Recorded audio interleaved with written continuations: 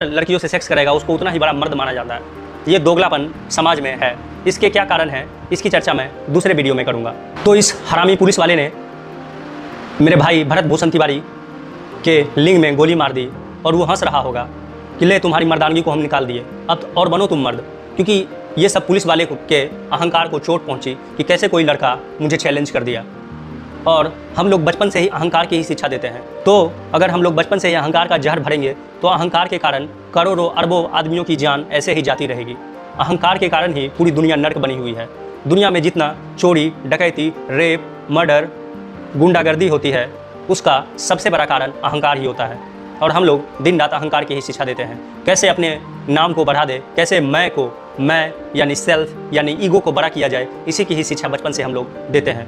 काम ऐसा करो कि नाम बन जाए, नाम ऐसा बनाओ कि सुनते ही काम बन जाए, काम ऐसा करो कि बाप की छाती चौड़ी हो जाए। अरे बाप की छाती चौड़ी करनी है तो बाप को जिम भेजो या उस पर आयरन घिस दो, आयरन घिस के उसकी छाती को चौड़ी कर दो। क्यों चौड़ी करनी है छाती?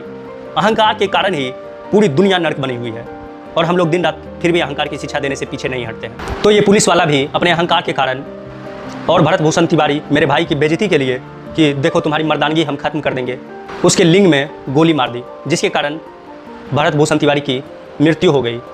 अगर इन हरामियों ने मेरे भाई भरत भूषण तिवारी के लिंग में गोली नहीं मारी होती तो शायद भरत भूषण तिवारी की मृत्यु नहीं होती, क्योंकि पैर में गोली लगने से मृत्यु की संभावना बहुत कम होती है।